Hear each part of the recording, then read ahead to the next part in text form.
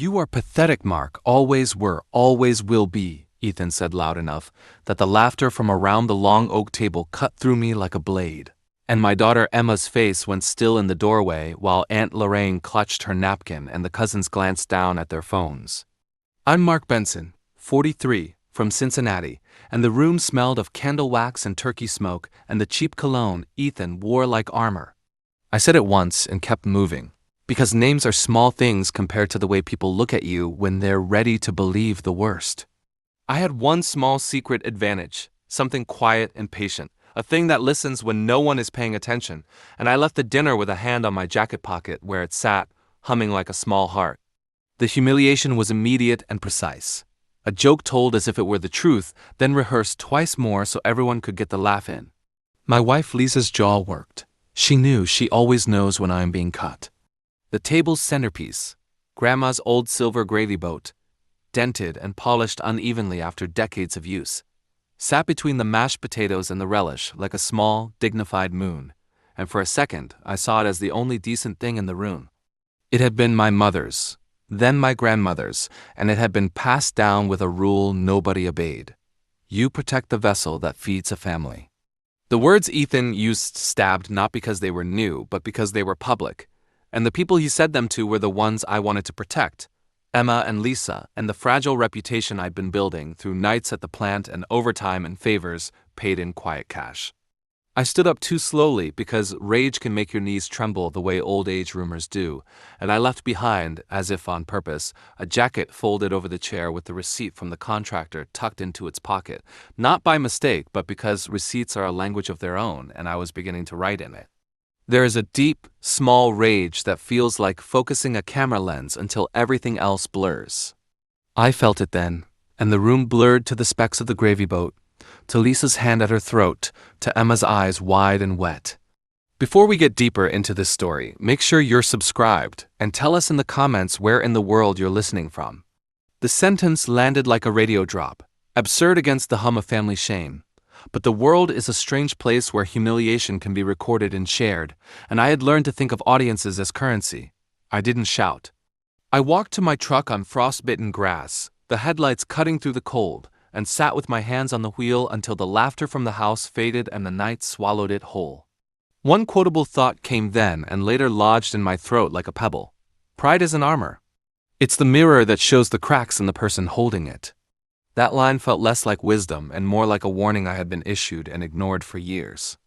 I turned the key and drove, the highway glinting like a vein, and thought about the ledger, not the accountant's dry stack of numbers, but a ledger of small facts and tiny proofs I'd been collecting. Unpaid invoices, misdirected checks, a contract with a date written in a shaky hand, a text that had been quickly deleted but lived in a backup. Each was a stitch in something I could not yet name aloud. The secret advantage I hinted at in the foyer, the thing that listens, wasn't just a gadget. It was a permission I had granted myself after being taught, quietly, how to endure and prepare. I slept in my truck that night because I didn't trust myself to go home and pretend. The highway radio kept repeating a song about roads and departures, and by morning the plan had uncoiled into something more industrious than revenge. Justice arranged like a schedule. I called in favors I had earned in the brewery and at the gym. Favors are different from friendships, but in a pinch they carry the same muscle. I started small, a screenshot request from a coworker, a voicemail saved by an ex-employee who still blamed Ethan for a lost bonus, a receipt copied from a contractor who'd been paid with a check Ethan had signed on behalf of our family business. The receipts formed a map that began to make sense when laid out on the table with a draft of the family trust, and I recognized a pattern of siphons and half-finished projects that always led back to Ethan's name. The thing that listens, the tiny recorder I'd bought under the guise of buying something to fix the toaster, was small enough to nestle in the gravy boat when the family gathered. I had never liked the deceit, but I'd learned that when the world is stacked, fairness sometimes requires trickery that tastes of iron. I thought of that silver boat, how everyone believed its orbit exempted it from scrutiny. It was the one object everybody touched, passed, and adopted as a ritual. I held on to that when plotting who would do the passing. I watched Ethan work the room in the video clips I gathered, smiling like the sun but leaving shadowed bills undone, And the more I watched, the more he looked less like a brother and more like a man auditioning for a role he was not fit to play. There were lines in the ledger where his handwriting appeared as a signature on checks that had been forged, and there was a clause in the partnership agreement Grandma had never wanted to read aloud that said any transfer of property required 2 witnesses and a notarized acknowledgement. Ethan's notarization bore a stamp from a notary whose license had lapsed the month before. The stamp was a small overlooked detail, but law runs on small overlooked details. I kept that knowledge folded like a card in my wallet. When I returned to the house for the first time after the Thanksgiving laughter, the air smelled of gravy and something metallic. The gravy boat shone like a relic between the dishes, and Emma's small hand brushed mine when she passed by, the contact a tiny repair. I began to place little things in motion. A friend of mine who knew how to pull archived texts from cloud backups pulled 2 months of messages where Ethan bragged about fixing the Benson books and calling it family housekeeping in a tone that made my skin crawl. A payment trail assembled by a local accountant showed diverted expenses labeled as maintenance that paid for vacations in Florida. Each item was a nail. Once the frame is there, you stop pretending the house isn't on fire. My instructions were meticulous and written in short, precise language. I did not want a scene. I wanted incontrovertible proof. People will forgive a scream but not a ledger. I took to sitting in the diner by the bridge where the coffee is bad and the waitresses know the names of the regulars. I watched men like me nurse their cups and their resentments, and I learned again how ordinary the rage of betrayal looks when everyone around you keeps busy with their plates. I let a fake apology float in the family group chat, something vague and conciliatory from Ethan, and watched the way his words were swallowed by relatives who wanted the peace at any cost. Behind the veneer, the money trail breathed. The next move was to consolidate, put one public piece of evidence in a place that could not be ignored and hold the rest like a poker hand. I booked a meeting at the law office across from the courthouse and sat with an attorney named Claire Whitman, a former classmate of mine who owed me nothing and whose eyes cut like a file. She read the ledger, the notarization, the screenshots, and the backup texts, and when she looked up, she said the thing I had been trying not to sound hungry for. This is a pattern, Mark. This is theft, and it's provable.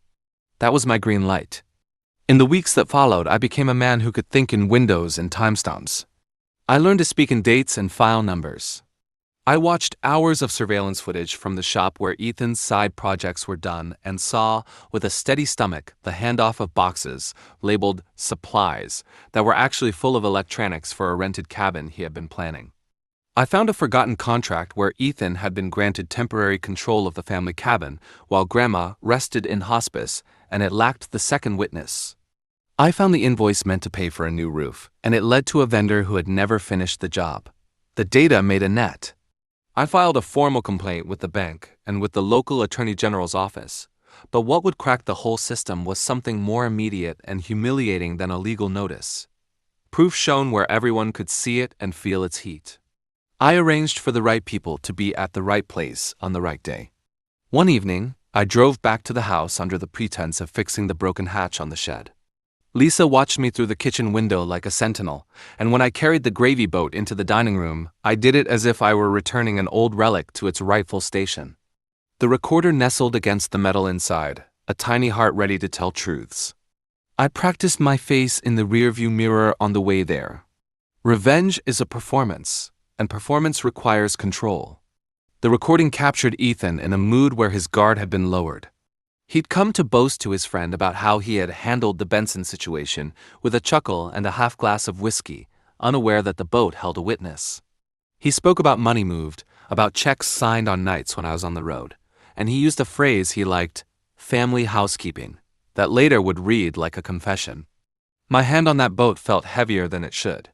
The brass rim had a chip where Grandma once fell against it and laughed, a crack like a smile. I'd placed the boat back on the table as if nothing had changed and sat down. The room folded into its old rhythm. I had one quotable that surfaced when the boat had been returned, and the family tried to pretend nothing happened. A family doesn't break because of one storm. It breaks because the roof was already rotted and no one asked for a ladder. That thought felt like a cold certainty. I didn't speak then. I waited until Thanksgiving's dessert, until the pie plates were cleared and attention dipped into the mundane comfort of television. when people are vulnerable to distraction. I cued Claire, who took her seat in the back room with a laptop and a friend from the local paper, and then I did something I had sworn I would never do. I baited Ethan. I let him talk loud enough, opened the group chat to a thread where cousins trade pictures, and nudged a video link into it with the kind of casual remark only a person certain of their evidence can make. The clip played on phones and across the room. It was not the full confession yet, only a fragment. Ethan's laugh and the phrase family housekeeping in the background, a smile he didn't dial back. A cousin coughed. Aunt Lorraine reached for the gravy boat and touched it like a talisman. I thought how easily private shame slides into public spectacle. I sat back and watched the room rearrange itself around the new center. The clip loading, the look on Ethan's face as his arrogance met a new, small panic, and the slow, crawling discovery behind his eyes that the laughter had a camera it had not accounted for. The night turned into a meeting of the accused and the accused's defense. I let them unravel themselves while I cataloged reactions like evidence. I was careful never to raise my voice. My silence had a gravity that attracted questions and exposed assumptions. The table talk turned to the gravy boat in a way that felt mythic, and I realized the object had outlived its original purpose and become a mirror of the family, dented, polished, useful, and full of secrets. The next move required patience, a commodity I had learned to hoard. I let Ethan discover the clip publicly before he could do more damage in private, and I let him grasp at defenses that would later snap on a small, neat technicality. One night after he stormed out and slammed the screen door like a gambler losing his last coin, I watched his phone as it buzzed like a trapped insect. A message from a business associate asked for confirmation on a transfer he had made to a numbered account, and Ethan's thumb hovered over the reply. It was a trivial thing at the time, but I had learned that trivial things become fault lines. The trap I set was not dramatic. It was a legal hinge that would swing shut when the right pressure was applied. I moved quietly, arranging for the bank to freeze a suspicious transfer and for the local paper to hold a story that would run when I had the last piece of evidence. An email chain where Ethan had signed off on payments to himself and then instructed his assistant to delete the backup copies. He had left one backup in a cloud folder named Holiday Plans and had assumed no one would look. He had been wrong. I had stitched together screenshots and recordings, and when the day came to bring the matter to the family table, I felt both sick and steady. Vengeance is a strange mixture of nausea and calm. The sound of a chair scraping against the floor when Claire stood up and said, "We have clear evidence of misappropriation," still rings in my head like a struck bell. At that moment, an internal dial clicked, and the room's atmosphere turned from holiday tiredness to something like a courtroom. People leaned forward and eyes found their owners. The first section of my plan was now complete. The hook set, the humiliation returned to its owner, and I moved into a space where every next step would have to be measured and irreversible, because I had learned that some things, once seen, cannot be unseen. And the way the room rearranged itself around that recording felt like the air changing after a storm. Claire's words, "We have clear evidence of misappropriation," hung there like a summons, and people looked at Ethan the way you look at someone who has tripped on a sidewalk and might not get up. And he didn't rise with dignity, so much as with the frightened quickness of a man who'd been caught misplacing a wallet instead of stealing a life. He tried to laugh it off at first, a brittle bark that cracked when Aunt Lorraine asked a simple, stinging question about receipts, and he fumbled, palms damp, and in that fumbling the family began to choose sides with the slow, primitive efficiency of animals picking a herd leader. Some protected him, some drifted away, and Emma sat very still, small fingers wrapped around the rim of a coffee cup like she was holding herself together. I watched from a place that was both inside and outside my body, a familiar dissociative vantage I've learned when a situation becomes too hot. And every muscle in me wanted to stand and speak, but Claire had told me patience would be the better weapon. Evidence has more force when it's presented like a professional. I had already seeded the press, a friend at the local Herald who owed me a beer for a favor, and he texted that he'd hold the story until we had everything: the ledger, the notarized papers, the backup texts. In the days after, the house became a slow-motion war zone of avoidance. Family members calling to ask if I was going to press it, and others whispering in corners that perhaps we should forgive and move on. Forgiveness is cheap when you're not the one whose life has been siphoned. Ethan's first line of defense was to say the recording was taken out of context, a classic, and to accuse me, baldly, of staging it, of being the one who had planted cameras and traps. He called me a liar on Facebook in a post that used the word character assassination and a string of emojis like it was performance art. His post gathered a handful of allies who'd always seen him as charismatic and my cautious life as dull. That's how the digital world works. The loudest voice often wins first impressions, and impressions can take years of labor to undo. I didn't fight there. Instead, I let the social noise live and watched how the algorithm handled it. Because social media is a beast that can both kill and reveal, and you get to learn its moods if you watch long enough. My lawyer, Claire, filed preliminary paperwork, a civil suit for breach of fiduciary duty and a demand for an immediate forensic audit, and the bank, which had been tipped by a quiet email I sent with a scanned invoice attached, froze a suspicious transfer that would have evacuated the last of several family accounts into an account with a shell company name. The bank's freeze was bureaucratic and mechanical, and it felt like a kind of miracle. There is something deeply satisfying about seeing the machinery of institutions respond when you fed them the right lever. Ethan's reaction was fury edged with panic. He lashed out in private messages I cut from the cloud using the old familiar charm to try to enlist allies. He texted my brother Jason, a cousin by marriage who'd always been ambivalent, and tried to paint it as me being petty and attention-seeking. Jason's reply was small and secretive. "Show me proof." I smiled when I saw it. "You don't turn a juror with rhetoric. You turn them with paperwork." A new complication arrived the next morning. A local blog had run a piece that framed the story as family drama and included screenshots of Ethan's Facebook post, complete with the smug, staged selfie he liked to take at golf courses. The comments section lit up with people choosing teams, which hurt more than the original insult because strangers were now narrating my failure, and narrators have a way of shaping reality. I spent hours in the diner by the river, coffee gone cold, watching men in work shirts talk about the Bengals and exchange stories of small humiliations. It was grounding. I took a call from Lisa that night and heard her voice thin and raw on the line. The conversation was full of the awkward hesitations of a marriage under strain. She asked if I'd considered dropping it, asked about the effect on Emma, asked about the shame. I answered in short sentences that were truthful and economic. The theft can't be left alone. The record must be set straight. She cried once and then said, "Do what you must, Mark." And the weight of that permission was both heavy and freeing. I thought about how men in my circle had learned to measure love as duty, and sometimes duty required you to be ruthless to protect the tender things. There was a scalable theater to this. Claire prepared subpoenas, she drafted letters to vendors, and she advised me on how to maintain chain of custody so our digital materials couldn't be dismissed as fabrications. That chain of custody would be central. In court, the difference between a rescue and a ruination is often a time stamp. I had an advantage there I hadn't advertised. A quiet, technical discipline I'd practiced in nights while watching tutorials and learning to extract deleted messages from cloud backups to preserve metadata, to stamp files with verifiable times, but I kept that knowledge tight in my mind like a loaded pen.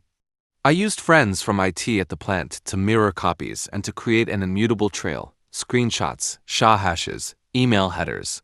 Small, nerdy things that look like sorcery to anyone outside that world, but to the right lawyer they read as gospel.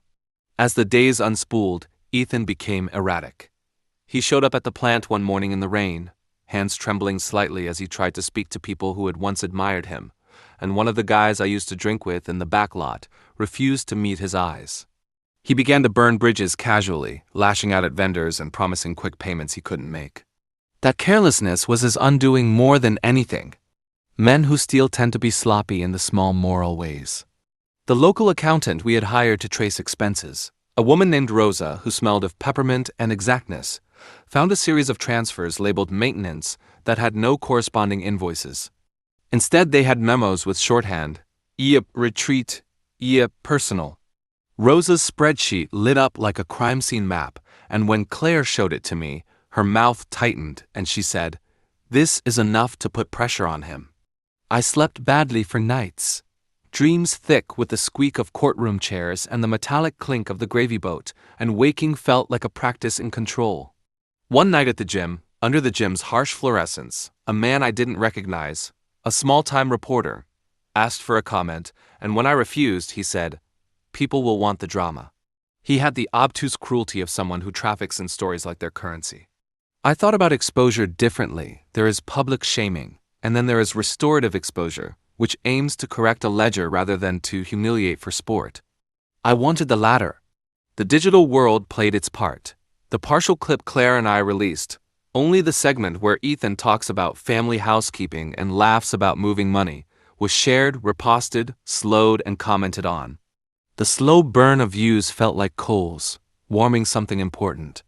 More people started asking questions, including a vendor who confessed in a recorded call that Ethan had pressured him into signing off on an invoice.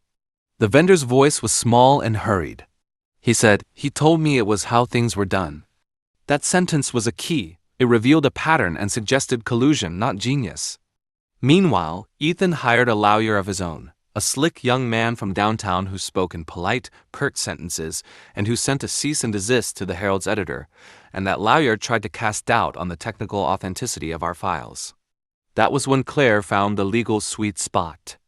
An overlooked clause in Grandma's original trust stated that any transfers of property greater than X dollars required 2 witnesses and that any notarization after the grant date would be void unless accompanied by a recorded statement from the grantor.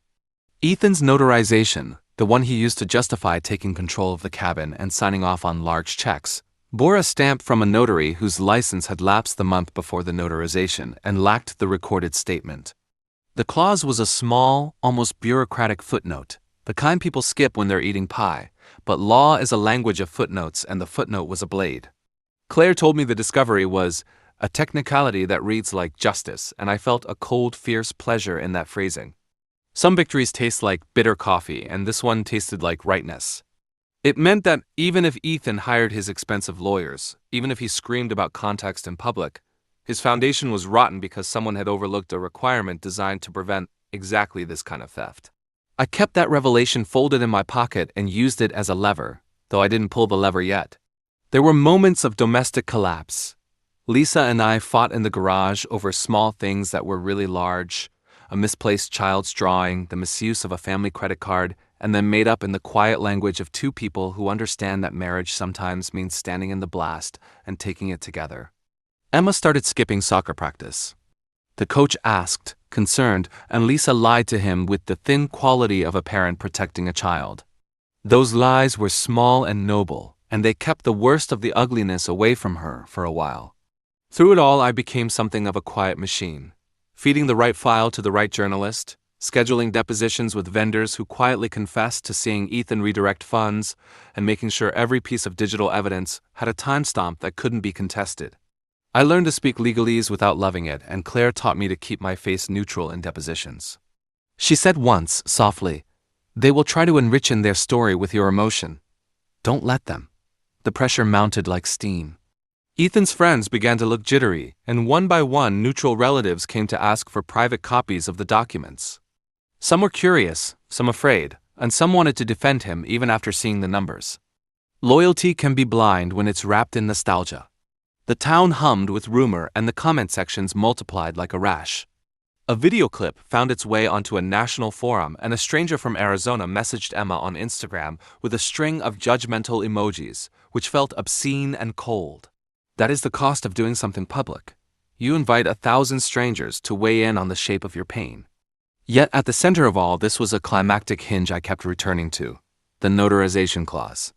I could see the legal blade sliding into place, but I wanted more than legal victory. I wanted an end that felt like integrity reclaimed, not just cash returned. I wanted Ethan's arrogance publicly and incontrovertibly undermined by the small, technical rule he had ignored. A procedural justice that would feel like a moral echo for those who thought charm could replace care. Claire and I planned a next move. A family meeting reconvened in the old parlor, with vendors and the bank's forensic officer present, and with a printed, notarized timeline of transfers under glass. I prepared myself as if for surgery, all nerves taut and focused. The day before the meeting, I double-checked backups, verified hashes, and watched as the town's chatter built like weather. Then my phone buzzed with a notification that made my mouth go dry. Ethan had just posted a video in which he promised to clear things up live on his own channel, and the time he chose was the same hour as our scheduled hearing, and the timing felt deliberate, an attempt to steal the frame, to reshape the audience. I sat there with my hand on the table, feeling the grain of the wood, and thought of what would happen if he did manage to reframe everything, of how public sympathy can be a shield for private theft. I opened my laptop to send an email to Claire with one last file attached, and the cursor blinked like a heartbeat as the message prepared to go, and then the phone on the table began to ring. Ethan's name flashed on the screen, a bright, angry little rectangle that felt like a challenge, and when I answered he was loud enough to make the neighbor's dog start barking. He said, breathless and polished, "Mark, we need to talk. I'm going live in an hour to clear this up." And his voice was the practiced kind of indignation men use when they've rehearsed victimhood in front of a mirror. I kept my voice low and steady and said, "Fine, go live," because every move he made in public from that moment on would be part of the record, and I needed him to perform. On the call, I heard the clatter of someone else in the background, his new lawyer, probably, and the click of a camera warming up. Ethan tried to bait me into arguing, but I let silence do the work. I hung up and pressed a quick message to Claire. "He's on. We stick to the plan." Then I texted Rosa to confirm she had the vendor's original invoices and asked her to keep the encrypted copy ready. She replied with a peppermint emoji and a single word, locked. The ring of the phone had been a pivot point. The choice Ethan made to go live was an act of hubris and timing, perfect for the kind of trap that relies on daylight and witnesses. And what came next was the mechanical choreography of bringing institutions and people into a single room at a single time so that truth wouldn't be noisy, it would be unavoidable. I called Jason and told him without preface to come prepared with his notebook, to watch, and if he was uneasy to remember Emma. He came because family is also obligation, and obligations can be reminders of what you are supposed to be. I walked the route to the parlor where we'd reconvene, watching the streetlights flick like old bulbs, and I felt that peculiar concentration that comes when a plan has teeth. There was no flash of triumph yet, only the patient tightening of a loop. Claire was already there when I slipped into the house. Small and efficient, her laptop open, emails queued, contacts on the phone. The bank's forensic officer, a man named Alan, who smelled faintly of the antiseptic from his office, arrived with printed statements that had red lines drawn through sums and arrows pointing at shell accounts. He took the gravity of his role as if it had been written into his bones. The Herald's editor had promised to hold the story until we presented everything in person. He sat near the doorway with a coffee that had gone cold, fingers hovering over his recorder. These were the pieces of a machine that would not run on passion, but on proof, and that distinction is where patience wins over drama.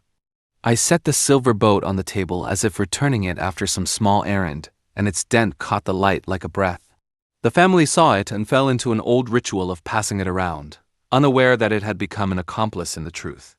My hands were steady when I touched the rim. I felt Grandma's small scar against the metal as if it were a map of lineage.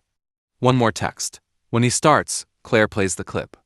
Alan follows with the transfer freeze. Rosa hands the invoices. You speak last, calmly.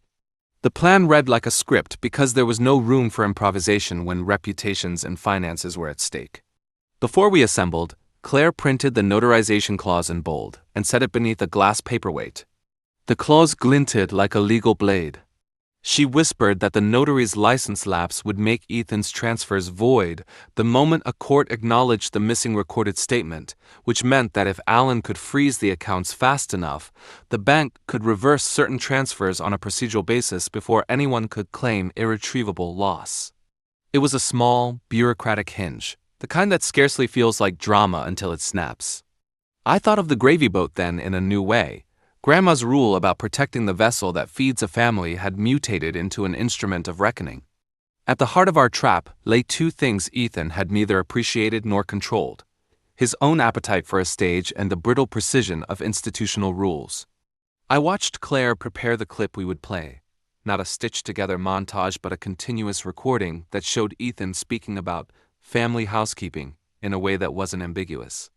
She had stitched the metadata into the file so that the timestamps would be obvious and immutable. She had a forensic witness who could swear to the file's chain of custody. Then she handed me a tiny folded printout, a list of the people we'd subpoenaed and the order they'd speak, a map of accountability. My phone buzzed again. Ethan's live had started, and his face filled my screen, the same practiced grin, the camera angle slightly above as if to claim moral high ground.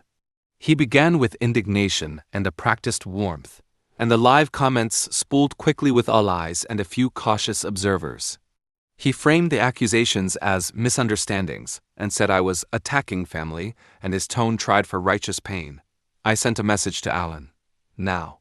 He acknowledged with a single thumbs-up emoticon. I could feel the room compress as if a crowd was gathering around a bonfire. People lean in because flames make everything look urgent. Claire tapped the spacebar, and the recording we had, Ethan laughing about moving money, the phrase, family housekeeping, audible and framed by his contempt, filled the room from her laptop speakers. The sound was ordinary. It wasn't theatrical, just a man's voice caught while he thought himself among friends. The faces around the table changed in a minute with a speed that made my chest ache. Some reddened, some recoiled. Aunt Loren's hand flew to her mouth, and Emma swallowed as if the clip had pulled something from her throat. Ethan on the live stream, oblivious to the clip playing in a closed room down the hall, kept talking, painting himself as a victim. Then Alan stepped forward and explained in plain language what the bank had done. We have frozen transfers flagged as suspicious and started the reversal process under regulatory code. He pointed to the printed lines that connected the transfers to the Shell account. He spoke slowly, and his language was dry and law-like, and there is a peculiar satisfaction in hearing a procedural sentence when you've been desperate for material proof. That sentence, "We have frozen transfers," felt like a blow to someone who thought charisma could buy immunity. Ethan's face on my phone went slack for the first time. His smile had always been a defensive weapon, and when the bank's machinery moved, the smile lost its point. Claire then produced the notarization clause, showed the family where the requirement for a recorded witness was written, and explained how the missing record made the transfers legally shaky. The law is a ledger, she said, and I felt that small private thrill because law loves details, particular words that become hammers. At one emotional peak, as guilt and denial tangled in the room, a line rose in me and I let it out to myself. Truth is a slow torque. You turn it gently and the stubborn bolt will eventually move. The line landed in my chest like a compass point. It was not grand, but it steadied me. After Claire explained, I triggered another move. Rosa slid across the invoices, originals with vendor signatures and delivery slips that matched dates Ethan claimed were for repairs. The vendor's ink bore a timestamp that matched Alan's printout. The room smelled briefly of lemon oil from the polished table and of someone else's fear. I didn't shout or gloat. I let the mechanics do the talking. Then the Herald editor asked if he could go live on the paper stream, and Claire nodded. The editor's recorder would make the town's record, and social exposure would become not gossip but archive fact. Ethan's live comments flooded with people calling us liars and defenders, and his lawyer on the line tried to assert that our materials were manufactured. He was practiced at that too, and the nature of counteraccusation often relies on confusing the timeline. Claire had anticipated this and had already filed an emergency motion, temporary and technical, that would request preservation of all logs and demand a sealed forensic examination of the files Ethan was now broadcasting. The motion was the kind of thing that looks like paperwork but functions like a net. It would force platforms to hold content and prevent tampering. The procedural web closed in small bureaucratic ways and felt, from the inside, like a clean, merciless choreography. Ethan's lawyer started to bluster, trying to claim the bank had no right to freeze accounts without notice. Alan had anticipated and quoted the exact regulatory statute under which a bank may freeze funds pending investigation. The lawyer's bluster came off like a borrowed suit. The cousin who had once been Ethan's friend, Derek, sat with his head down and then raised his eyes slowly. His look said he had known the shape of Ethan's shortcuts and had chosen to stay silent until the moment he could no longer. People make choices, and choices reveal character. The vendor we had subpoenaed walked in just then. He was a thick-shouldered man with sawdust in his hair, and he placed a battered envelope on the table with shaking hands. Inside were original signed invoices, delivery receipts, and a note in his own handwriting. He told me to sign. I knew it was wrong. His confession was not cinematic. It was small and domestic, and that made it truer. The penultimate move was to produce the cloud backup that had been named Holiday Plans, the folder Ethan assumed no one would look into, And to let the family hear the recording of him describing transfers and vacations, the smug arrogance in his voice like a grease stain. We had preserved the metadata. Claire called up the file on the screen and zoomed into the header where the creation date and hash were visible, and the room watched numbers and letters with a kind of fearful fascination. It is not glamorous to watch a hash verify authenticity, but to the right people it is the sound of a lock clicking. My last public act in that room was to stand and look at Emma, who watched from the doorway, and to say plainly, "We will set this right." I did not shout. The tone implied promise, not threat. The preparation that followed felt surgical. Claire instructed Alan to contact the bank's legal team to follow through on the freeze in a way that would ensure funds could be traced back and reclaimed. Rosa prepared affidavits and lined up a forensic accountant who could testify to the pattern of misappropriation. The vendor agreed to sign a sworn statement in open court. My job then became to keep my face calm, to let institutions and evidence do what my anger could not. But in the back of my mind, there was the secret advantage I'd hinted at earlier. The tiny recorder I'd tucked in the boat and the private technical skills I'd practiced. I knew there was a final layer to this that would not just recover what was lost, but would expose the choreography of deception in a way that public pity could not reverse. I also knew that Ethan would try to swallow the frame, that he would attempt one last public performance to recast himself as the wounded party. And so I arranged for the Herald to stream the family meeting live to the community server, and for Claire to deliver copies of the notarization clause and the vendor's affidavits at precisely the moment the bank triggered the freeze. Timing would be everything. When his live stream hit peak reactive viewers, our evidence would land in the town's collective feed like a second hand on a clock. As we sat waiting for the legal threads to complete their work, I felt a familiar coldness. Not fear exactly, but the kind of focus that flattens emotion into purpose, and I thought of the gravy boat's dent and remembered that objects witness more than people expect. The parlor door clicked shut at the far end of the house as if sealing a theater, and in that sound the last piece of the trap came into being. The Herald's live stream began to pick up momentum. Ethan's channel hummed with rage, and Claire whispered, "Once Alan confirms the freeze, we go public with everything." I rubbed my palms together to keep them from shaking, and then the phone on the table buzzed with a final notification. A live alert from Ethan's feed where he had just said, arrogantly, "If they want a show, I'll give them one." And at that breath the house felt like the hinge in a door about to swing open into the bright, exposing day, and I realized I had to be ready to act the moment the freeze was confirmed, because truth has a taste like metal and you only get one moment to let it be felt. The phone lit up. Alan's confirmation pinged my screen in two neat words. Freeze executed, and the sound felt like a small surgical click inside my chest, precise and irreversible, and for a heartbeat the whole house seemed to inhale as if preparing for impact. Ethan's live feed stuttered. His practiced cadence broke into a strangled question when the bank's action was visible on the town's news crawl that the Herald's editor's stream had started to push out, and the live commenters shifted from cheer to confusion as links and screenshots flooded in. Claire didn't waste a beat. She slid the clip onto the room's shared screen, and the voice of a man who had thought himself clever filled the parlor again. Only this time his laughter landed like a confession. People looked at him the way you look at a cracked mirror, familiar but suddenly grotesque. I watched his face on my phone as the comments turned, as the algorithm started to treat his feed differently. He flailed, tried to shout over the clip, to call me names, to accuse us of staging, but his words fell into an environment that had already been given traction by facts. The freeze procedural and bureaucratic was a dull, efficient thing, but against a man who had built his life on theater and charm, it was a guillotine disguised as paperwork. The Herald stream began to draw townspeople who'd never been inside our living room in their lives, and strangers started to leave comments that referenced invoice numbers and court terms, as if they had suddenly been deputized as jurors. Ethan's lawyer tried to call us out on technicalities in real time, untested files, questions about chain of custody, and Claire answered with the kind of calm that is its own weapon. She brought up the SHA hash, the forensic timestamps, the notarization clause in bold, and she asked Alan to explain the regulation under which the bank acted. Alan spoke slowly, in the plain language of someone who'd spent his life parsing ledgers, and the phrase, "We have initiated reversal procedures pending investigation," felt to Ethan like a cold hand closing. People in the room murmured. Aunt Loren's knuckles went white on her napkin. Derek stared at the floor as if it had more answers than he did, and Jason, who had been tentative, now sat forward, the notebook he brought an anchor between his hands. I felt a small warmth of vindication, but the rush of it was controlled. Vindication without prudence is just spectacle, and I wanted the town's record, not merely a viral moment that would fade. For every spectacle Ethan could produce, law and documentation could produce something that didn't fade.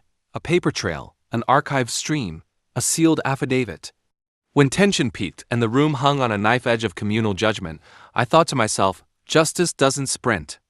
It times its steps to the silence between a man's lies. The line landed like a cold compass, and I could not help but repeat it inwardly to steady my breathing. It felt like the truth of what would build over weeks' patience, metadata, small favors called in, meticulous backups, was finally meeting the noise he tried to rely upon. In the live chat, Ethan's supporters were loud, but their voices had the desperation of people throwing debris into a fire to keep it lit.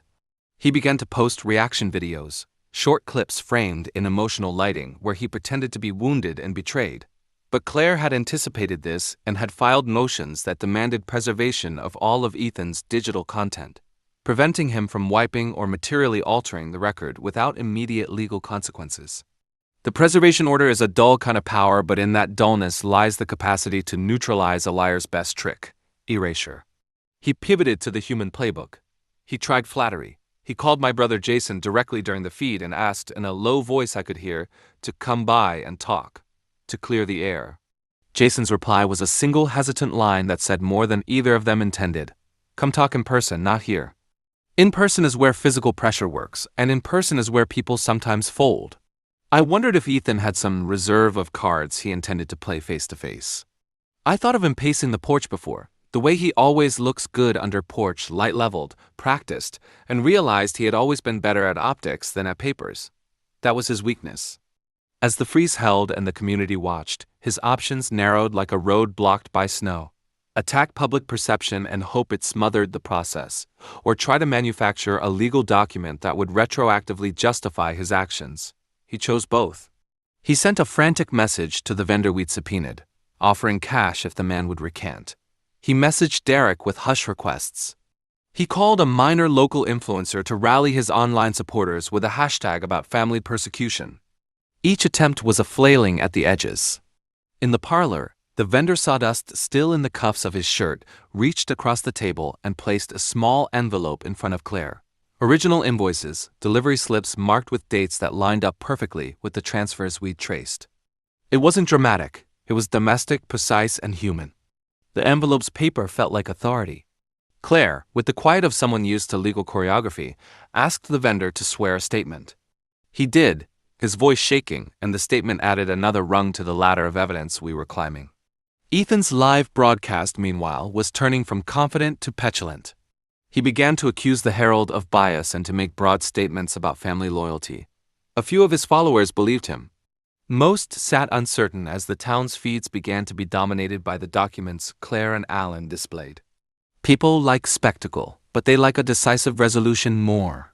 The town started to take procedural comfort. Banks can freeze funds. Courts can demand record systems exist to slow down the chaos of personal vendetta. I had deliberately relied on that slowly acting machinery because it strips away the performative advantage that charisma grants. The freeze bought me time to make sure every piece of data was immutable and public. Yet as the noose tightened, Ethan grew more dangerous in small ways. He tried to manufacture sympathy within the family by showing up at Emma's school with flowers and a crafted apology, and he tried to get Lisa to speak to local reporters about taking family matters behind closed doors.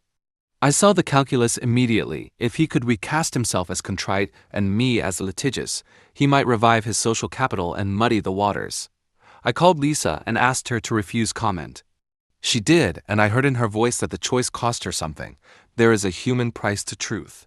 Protecting a child's world sometimes requires you to be the unpopular adult in order to preserve a child's sense of safety. In private, Ethan's lawyer messaged me directly toned conciliatory but edged offering a settlement that sounded numerically generous but structurally designed to preserve Ethan's face. He wanted to move money quietly and avoid the procedural gnawing we had unleashed. Claire told me to respond only with silence, and I obeyed. Settlements can hide patterns from public gaze, and patterns are what prevent future thefts. A legal quiet is not the same as justice. The live stream morphed into a slow drama where each new document we produced became a new scene. Bank statements, vendor receipts, the missing recorded notarization clause presented like an accusation. Watching a man reconstruct his own undoing is a peculiar thing. It is both ugly and necessary. Ethan's supporters dwindled. Some unsubscribed mid-broadcast, unable to reconcile the numbers with the narrative they'd bought. The Herald's editor asked if he could share the vendor's sworn statement and the bank's freeze confirmation on the paper's front page. Claire nodded, and when the notification went out across the town, the tilt of public sentiment adjusted like a weather vane. But for all of this institutional pressure, I knew there would be a final personal turn, one he would not expect, because people who think only of optics rarely consider the simple honesty of the objects they handle. The gravy boat was a symbol and a hiding place. The tiny recorder I'd planted inside it was a witness that could not be subpoenaed into silence, because its content had been duplicated and seeded into the public stream the moment Alan confirmed the freeze. I'd set an automatic release, an old trick learned from nights of teaching myself code and from favors called in to friends who knew servers. The release that would push a trove of supporting files to the Herald's archive the instant the bank's freeze registered, and now those files were uploading in the background like a slow tide. Ethan, sensing the world closing, threatened to turn himself into the police as a victim of slander. The irony was almost comic. He made a run at the parlor door in a fit of theatricality, then halted when he saw the faces, the vendor's envelope, Aunt Loren's look, Jason's notebook, and in that hesitation his leverage drained like water from a bucket with a hole. He clenched his jaw, then tried to bolt, but there were cameras and witnesses, and a recorded harassment complaint would not look good for anyone. My heart pounded with the taste of near completion. The trap I'd laid for weeks, databases, bank notifications, vendor affidavits, the preservation order, was snapping shut like a web. Still, I didn't act with triumph. A man undone is rarely graceful and sometimes violent, and respect for my child's future required careful tempering of whatever satisfaction I felt. I looked at Claire, who gave me the single nod that meant, "Prepare to speak," and stood, the parlor's light catching the dented rim of the gravy boat like a small halo. Behind that rim, the recorder's backup was pushing its final packets to the cloud. Every file had its timestamp and hash and would be immutable by morning. I felt the old tightness again, the distillation of focus that precedes a decision, and in that moment the front door burst open and footsteps sounded in the hall, abrupt and heavy, like a man who has reached the end of his options and decided to break something before he goes. Before he could, the front door flew inward and Ethan barreled into the parlor with the fury of a man who decided to burn the bridge rather than cross it. His face flushed, his collar askew, and he lunged for the table as if taking the gravy boat from its orbit would somehow unmake the files and the freeze and the shame. Hands grabbed at his arms. Derek's first, then the vendor's, then Jason's, and the sudden clatter of bodies against the table was the sound a house makes when truth turns violent. For a second, the world condensed to a single reach. Ethan's fingers closing on cold metal, his thumbs scraping the dented rim where my mother's small scar lived, and then the boat tipped, a slow, terrible ballet that sent cutlery clinking and a small, hidden hatch popping open to reveal a folded packet of paper that had been taped beneath its basin like a smuggled confession. The packet slid across the table as if pushed by a conscience. Someone Aunt Lorraine, breathless, screeched as the vendor's envelope fell open beside it, and Claire moved like an operating surgeon, hands steady, flipping the papers that lay there. A forged notarization printed on heavy stock, a stamped seal that intended to lie, and beneath it a pair of raw, panicked texts between Ethan and his lawyer plotting a performance for the live stream. Stage a breakdown at 7 p.m. "I'll say I'm being persecuted," one read. And the room registered the small betrayal of men who are used to scripting their own life and assume other people will follow the line. The double twist wasn't just that Ethan had tried to stage his way out. It was that, in his rush to manufacture victimhood, he had hidden the very paper that would prove his forgery inside the family relic he'd used as camouflage, and by doing so he'd trusted the household's ritual to be his ally. Instead, the ritual spat him out. Claire, a quiet blade, held the forged notarization toward the bank's officer, and Alan's face went pale as he compared the forged seal to the notary registry he'd checked earlier. The date on Ethan's stamp postdated the notary's license lapsed by 3 weeks, and the registrar's email printed and present on Claire's tablet said, "License expired. No recorded statement received." The small bureaucratic hinge snapped like the clean click of a lock. In the live feed, Ethan's followers surged and then hesitated when the Herald editor cut in and streamed the very documents now on the table. The town watched as his lawyer's chat, exposed by the packet's contents, revealed their plan to control the narrative. Something in Ethan's posture shifted from outrage to the raw animal reality of being trapped. He tried to grab for his phone to delete his own stream, to salvage with a final dramatized apology, but the preservation order Claire had filed earlier made erasure impossible without immediate legal penalty. His lawyer's voice on the line sounded small now, clipped into the static of a man who'd bet his ethics on optics. Derek, who had been silent and looked like someone trying to find a moral bridge to cross, let go of Ethan and said, "Horse, you made us hand over our trust for your vacations." And there was something in that line, simple, ordinary, that landed harder than any legal phrase. It revealed that betrayal lives in the small, quotidian betrayals, the ones you tell yourself are necessary. Ethan's face broke then into a mixture of rage and a child's panic. He swung for Jason in a move that was more theater than threat. And for a terrifying second I feared it would become physical, but the vendor stepped between them and shoved Ethan away with a shove that left a bruise of authority. Police arrived, quietly summoned by the Herald's editor, who had a long-standing relationship with the local station, and their presence reframed the moment from familial shaming to civic consequence. Ethan's lawyer tried a last-ditch legal gambit. You can't detain him on the basis of civil filings. But Alan, with the bank's printed freeze order and the notarization comparison in hand, explained how ongoing criminal referral would be recommended to the prosecutor because of the pattern of deliberate misappropriation. The technicality, the very clause etched in the trust that none of us had wanted to read at the holiday table, now read like a scalpel in the hands of the law. The first twist had been the exposure of the forged notarization. The second was more intimate.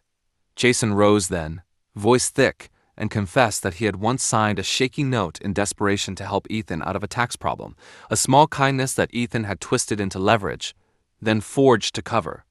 "I thought I was helping my brother," Jason said, and his confession reframed the betrayal into a more complicated human geometry, complicity, shame, coercion, so the narrative couldn't be reduced to a cartoon of villainy. That confession undid a small defense Ethan might have used. He could no longer claim sole authorship of the household's mess because the chain of small favors and coerced aid now had a human name. The live chat exploded with people parsing this new, more sympathy-complicated truth. Some sent angry emojis, some offered bitter support for Jason's pain, and a few surprisingly sent messages to Emma offering kind words. Emma, pale in the doorway, stared at Ethan as if seeing him for the first time. In her face I saw the precise cost of public betrayal, the private collapse of a child's idea of home. At that moment, Claire opened a laptop and with the calm of a conductor, walked the room through the hashes and metadata. The recorder we'd found in the gravy boat had auto-backed up to 3 separate servers the moment the freeze executed, and those backups matched the files the Herald had now archived. The forensic trail was pristine and visible. She said, plainly, forgery, misappropriation, and obstruction, these are not opinions. They are artifacts. It was not a theatrical line. It was a procedural one, but when the law speaks, it has a sound like inevitability. My chest threaded with a strange, complex relief, no elation, only the heavy legal kind that means you won't wake tomorrow with a wound that could have been prevented. The parlor hummed with the low static of servers and the human buzz of neighbors on phones as social platforms re-amplified the evidence. Ethan's final act of public pleading wilted into a private legal fight. His livestream comments shifted from defiant to pleading, and his subscriber count began to fall as people who'd once cheered for his confident brand recoiled before the paperwork.